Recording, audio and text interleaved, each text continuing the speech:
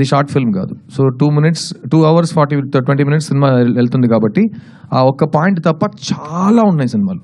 కానీ మిమ్మల్ని హుక్ చేయడానికి ఇప్పుడు మీరు తమ్నేల్ వేస్తారు కదా, నా తమ్నేల్ ఇది. నచ్చని అమ్మాయికి ఐ లవ్ చెప్తున్నా తమ్నేల్ ఇప్పుడు కొట్టండి, సినిమా థియేటర్లో ఉంటుంది. అంతే కదా, మీ దగ్గర నేర్చుకున్నా. నెక్స్ట్ ఇంకోటి లాస్ట్ క్వశ్చన్.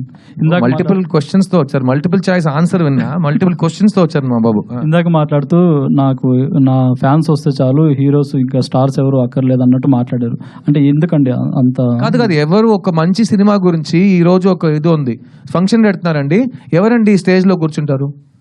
నేను కూర్చుంటాను, ఇంకెవరు కూర్చుంటారు? నాతో పనిచేసిన వాళ్ళు కూర్చుంటారు. లేదు సార్ ఫంక్షన్ అంటే ఎవరైనా రావాలి కదా. అయితే థియేటర్లో వస్తుందండి సినిమా హిట్, ఫంక్షన్కి రావటం ఏంటి సార్ అని. అర్థమైందా? నేను ఇంకేం అనలేదు. ఇప్పుడు మార్కెటింగ్ అంటే ఇలా చేస్తేనే జనాలకి సినిమా వెళ్తుందని ఒక లాజిక్ ఉంది. నాకు ఫస్ట్ నేను ఎవడో ఏంటో ఎవరికి తెలియని టైం నుంచి మీరు ఈ కెమెరాస్, ఈ స్టిల్స్, ఈ వీడియో కెమెరాస్, ఇదే నన్ను ఒక్కొక్క ఫ్యాన్ దగ్గర తీసుకెళ్ళింది. నన్ను ఇంట్రడ్యూస్ చేసిన వాళ్ళు కాదు, నా ఫంక్షన్కి వచ్చిన వాళ్ళు కాదు, పక్క థియేటర్లో ఆడుతున్న సినిమా హీరోలు కాదు. మన సినిమా గురించి మనం మాట్లాడాలి, మన సినిమాని మీరు వెళ్ళి తీసుకురావాలి ఆడియన్స్ని. ఆడియన్స్ వచ్చి సినిమా బాగుందంటే బాగుందంటారు, బాగాలేదంటే బాగాలేదంటారు. మధ్యలో ఎవరు వద్దు. నేను మిడిల్ మ్యాన్ని నమ్మే పరిస్థితిని దాటేశా. మమ్మల్ని wheel only depend on hour cells. అందుకే కదా నేను ముందు కూర్చుని I love talking to you, మీరు అడగండి నేను సమాధానం చెప్తూ వెళ్ళిపోతుంటా. అంతే కదా, ఏ కాంట్రవర్సీ వద్దు, ఏ నెగిటివిటీ వద్దు. మంచి పాజిటివ్ మెసేజ్తో ఒక సూపర్ హిట్ కొడతాను. వద్దు సినిమా బాగుంటే, నేను సూపర్ హిట్ అని నేను అది సూపర్ హిట్ కొట్టాడు, సినిమా బాగుంటే ఆడుతుంది. నా నమ్మకం ఉంది, ఎందుకంటే మేము అలాగే థియేటర్కి వెళ్ళాం, పోస్టర్ చూసి ట్రైలర్ చూసి థియేటర్కి వెళ్ళాం. ఎవరి మాట విని ఎవరి రివ్యూ చూసి నేను వెళ్ళిన కాలమే లేదు. సో అందరూ just listen to your heart. Siddhu cinema మీకు ఇష్టం, లవ్ స్టోరీ మీకు ఇష్టం అంటే మీరు వస్తారు థియేటర్కి, నచ్చితే మీరు 10 మందికి చెప్తారు, అదే చాలు. Sir Siddharth yes sir. Sir assistant డైరెక్టర్గా కెరీర్ స్టార్ట్ చేశారు, తర్వాత హీరోగా మారారు. మళ్ళీ అసిస్టెంట్ డైరెక్టర్ అయిపోయినా? లేదు నా క్వశ్చన్ కంప్లీట్ అవ్వలేదు సార్. సార్ హీరోగా మారారు, తర్వాత స్టోరీలు రాస్తున్నారు, పాటలు పాడుతున్నారు, నిర్మాతగా మారారు. ఏదైతే కెరీర్ స్టార్ట్ చేస్తారో డైరెక్షన్ అయితే చేయలేదు. ఫ్యూచర్లో మిమ్మల్ని డైరెక్టర్గా చూడొచ్చా? సార్ నేను 28 years నుంచి డైరెక్టర్ అవుతాను జాయింటర్ అవుతాను చెప్తున్నా. అదొక్కటే నేను నా వల్ల కావట్లేదు. సో అది మీరు ఇప్పుడు డైరెక్షన్ చేస్తారని మీరు అడిగినా నేను ఏ సమాధానం చెప్పినా దానికి ఏదైనా వాల్యూ ఉందా? 25 years నుంచి నేను చెప్పిన దానికి వాల్యూ లేదు, నేను ఇంకా డైరెక్షన్ చేయలేదు. సో ఈ సినిమాలో అటుగా ఒక డైరెక్టర్గా నేను యాక్ట్ చేస్తున్నా, అలాంటి అవకాశాలు వదలకుండా. బట్ డైరెక్షన్ అనేది నా దృష్టిలో సేమ్ ఇవాళ ఈ సంవత్సరం నాకు పెళ్లి జరిగింది కదా, అది కూడా నేను ఈ సంవత్సరం నాకు పెళ్ళి అవుతుంది, ఈ సంవత్సరం నాకు పెళ్ళి అవుతుంది ఎప్పుడు చెప్పలేదు. ఇప్పుడు అయ్యింది కదా దేవుడి దయతో, మా అమ్మ నాన్న ఆశీర్వాదంతో. అలాగే ఏదో ఒక రోజు నేను డైరెక్టర్ అవుతా. దాని గురించి నేను ఆలోచిస్తే అది జరగదు సార్. అదే సార్ ఫస్ట్ నుంచి అదే సార్. ఎలా నాకు పెళ్ళి అవ్వాలని నా ఫ్యామిలీ వాళ్ళకి ఉందో అలాగే నేను డైరెక్టర్ అవ్వాలని నాకు ఉంది సార్. వాళ్ళ కళకు పూర్తయింది సార్, నాది ఇంకా బ్యాలెన్స్ ఉంది సార్. సో మీరు కూడా నా కోసం కొంచెం ప్రే చేసుకోండి. ఏదో ఒక రోజు నేను డైరెక్ట్ చేస్తాను. కానీ ఆ డైరెక్ట్ చేస్తున్నప్పుడు నేను ఒక 1.5 years ఇంకే పని చేయకుండా డైరెక్షన్ మాత్రం చేస్తాను. ఎందుకంటే 30 years నుంచి వెయిట్ చేస్తున్న కళ కోసం మల్టీ టాస్కింగ్ నేను చేయలేను. అది చేస్తున్నప్పుడు అది ఒక్కడే చేస్తా. సో ఖచ్చితంగా మీ ముందే వచ్చి అనౌన్స్ చేస్తా. ఆ సినిమాని కూడా ఇలాగే ప్రెస్ మీట్ పెట్టి థియేటర్లో కలుద్దాం అంట. అదే రిజల్ట్ మీరు ఏ ఇస్తారో అది నేను ఒప్పుకుంటా. డైరెక్టర్ గారు సార్ హీరో గురించి నేనే హీరో లేనని చెప్తున్నా. నేను హీరో గురించి నేను సినిమా రాస్తాను కాదు, నా సినిమాలో హీరో ఉంటాడా లేదా నాకు తెలియదు కదా. తెలీదు కదా, కథే తెలియదు నాకు. హీరో ఉంటాడా లేదా నాకెలా తెలుసు? ఏ హీరో అంటే నేను ఎలా ఆలోచిస్తాను? డైరెక్టర్ గారు, సో సిద్ధు గారు 10 years గా లవ్ స్టోరీస్ తీయట్లేదు. సో మీరు ఒక లవ్ స్టోరీ రాసుకున్నారు. సో ఈ లవ్ స్టోరీ సిద్ధు గారి దగ్గర తీసుకుని వెళ్తే ఖచ్చితంగా యాక్సెప్ట్ చేస్తారు అన్న ఒక కాన్ఫిడెన్స్ ఎలా అనుకున్నారు ఖచ్చితంగా యాక్సెప్ట్ చేస్తారని?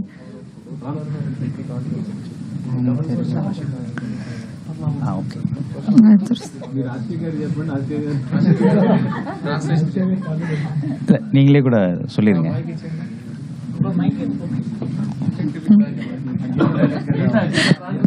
గీత బెస్ట్. గీత తమిళ ఎక్స్పర్ట్ కదా, అన్ని లాంగ్వేజ్ తెలుసు అన్నావు. బయోడేటాలు చెప్పావు sir. How did you get confidence? నా కంపెనీ CEO గా వస్తానంటే అన్ని లాంగ్వేజ్ వచ్చాను నాతో. Siddhu will accept this script. Sir మీరు తమిళ చెప్పండి సార్, ఇన్ కేస్ ఎవరికైనా ట్రాన్స్లేట్ కావాలని చెప్పేది. యాక్చువల్గా உங்க கேள்வி எனக்கு புரிஞ்சிச்சு. యాక్చువల్గా మీ క్వశ్చన్ నాకు అర్థమైంది. நீங்கள் ரைட் நீங்கள் உங்களோட கம்ஃபர்டபுள் லாங்குவேஜில் பேசுனீங்க, நானும் మీరు என்னோட మీ కంఫర్టబుల్ లాంగ్వేజ్ లో మాట్లాడుతున్నారు, నేను నా కంఫర్టబుల్ లాంగ్వేజ్ లో మాట్లాడతాను. ஓகே புரியலன்னா அவர் இருக்காரு. అర్థం కాకపోతే ఆయన అడగండి.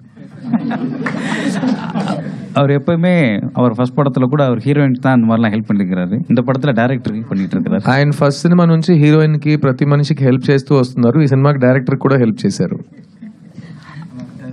ஆக்சுவலாக அவர் ஒத்துக்கிட்டதுக்கு அப்புறம் தான் எனக்கு இந்த கதையில் கான்ஃபிடென்ட்டே வந்துச்சு. ఆయన ఒప్పుకున్న తర్వాత ఈ కథ మీద నాకే కాన్ఫిడెన్స్ వచ్చింది.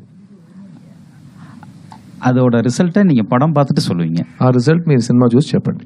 இப்போ கதை சூப்பர் கதை, வித்தியாசமான கதை, இதெல்லாம் நாங்கள் சொல்கிறத விட படம் సూపర్ సినిమా, విచిత్రమైన సినిమా ఇదంతా మేము చెప్పడం కంటే படம் பார்த்துட்டு நீங்கள் சொன்னீங்கன்னா இப்போது சித்து சார் மேலே உங்கள் எல்லாருக்கும் ஒரு கான்ஃபிடென்ட் இருக்குல்ல, అది తిరుమவும் నిరూపించబடும். అదే సినిమా చూసి మీరు చెప్తే ఇప్పుడు సిద్ధు సార్ మీద ఒక కాన్ఫిడెన్స్ పెట్టుకున్నారు కదా, ఆ కాన్ఫిడెన్స్ మీకు సినిమాలో కనిపిస్తుంది. మీరు తర్వాత చెప్పండి. அண்ணா சிததன் why took Siddhu in this movie you? அதான் அதைத்தான் நான் சொல்கிறேன். அது படத்தில் தான் இருக்குது, நான் இப்போ இங்கே சொல்ல விரும்பலை. ఆ సమాధానం నేను ఇక్కడ చెప్పినా అర్థం కాదు, మీ సినిమాలు చూస్తే మీకే అర్థమైపోతుంది. சார் சித்து ஹூக் லைன் மட்டும் வச்சு சித்து சாரை வந்து ஓகே பண்ண முடியாது. அந்த ఫస్ట్ பிடிக்காத பொண்ணு ఒక హుక్కుతో మాత్రం ఇతన్ని ఒప్పుకో చేయలేము, ఎందుకంటే ఎదవాయుడు చాలా ప్రశ్నలు అడుగుతాడు. இல்ல அது அவர் கூட கேட்டிருந்தாரு, அவர் எக்ஸ்பிளைன் பண்ணாரு. அதை தாண்டி இந்த படத்துல அதோட ஸ்கிரீன் பிளே, இதோட நரேஷன், இது எல்லாமே அவருக்கு ఇంప్రెస్ பண்ணதுனால సిద్ధు గారు sometimes so detail screen play, ఆయన ప్రతి ప్రశ్నకి నేను సమాధానం ఇచ్చాను కాబట్టి షూటింగ్ వచ్చాడు. సో సినిమా చూసి ఎంజాయ్ చేయండి. ఇంకేదైనా? సిద్ధదన్న அதான் all Indians my brothers and sisters, జై హింద్. ఓకేనా? సార్ సిద్ధార్థ్ గారు సిద్ధార్థ్ గారు ఇక్కడ ఈ మొత్తం యంగ్స్టర్స్ చేతిలో మైక్, ఇక్కడ నానా బస్సే, ఏదో ఒకటి చేయండి రా. సార్ అదే సార్, ఇప్పుడు ఇందాక సాంగ్లో చూసుకుంటే మగవాడిగా పుట్టడమే ఒక శాపం అనేసి ఒక సాంగ్ వచ్చింది సార్. అంటే మీ రియల్ లైఫ్లో ఎప్పుడుగా మగవాడిగా పుట్టినందుకు శాపం అని ఎప్పుడైనా? కాదండి, ప్రపంచంలో మగవాళ్ళు చేసిన పనులు మనం లాస్ట్ 1000 years నుంచి చూస్తూనే వస్తాం కదా. కొన్ని విషయాలు నాకే చూసి అది ఆ కారణం గురించి ఎందుకురా మనం కూడా మగాడుగా పుట్టినాం, ఇది ఇంత దరిద్రంగా పుట్టినాం మనం, ఎందుకు ఇలాంటి విషయాలు జరుగుతున్నాయి సమాజంలో అని చాలా ఆలోచించా. కానీ ఈ సాంగ్ మీరు చూసారు కదా, ఆ సాంగ్ కి ఇంకో మీనింగ్ ఉంది ఈ సినిమాలో. ఇది రెగ్యులర్ గా తాగేసి అమ్మాయిల్ని తిట్టే సాంగ్ అయితే సిద్ధు చేయడు. అలా మీకు అనిపిస్తే అతను చేశాడంటే సినిమా చూడండి, దానికి ఒక కారణం ఉంది. ఎండ్లో అతను నొప్పేస్తుందని చెప్పడానికి కూడా కారణం ఉంది. అది మనం జోక్ గా చెప్పినాం కానీ. సో జనరల్ గా నేను ఈ తాగి డాన్స్ చేయడం కానీ, ఐటమ్ సాంగ్లు కానీ ఎప్పుడు చేయట్లేదు. సో ఇది ఒక కారణంతో పెట్టినాం. అది ఒక ఫ్యామిలీ సినిమాలో, యూ సర్టిఫికేట్ సినిమాలో. ఓకే, థ్యాంక్ యూ సిద్ధార్థ్ గారు. బాబు, అది మీది బొమ్మరిల్లు చూసుకుంటే అది ఎప్పుడో 90th జనరేషన్. నువ్వే ఇప్పుడే పుట్టినావు. నేను ఇప్పుడు పుట్టిన దాని గురించి అంటున్నా, దాని గురించి మళ్ళీ అదే సార్ కాదు, ఇప్పుడు జనరేషన్ కుర్రోల్ని పెట్టి నేను ఏం చేస్తాను శివ గారు నేను. కాదు సార్, అప్పుడు చూసుకుంటే చాలా పద్ధతిగా ఉండే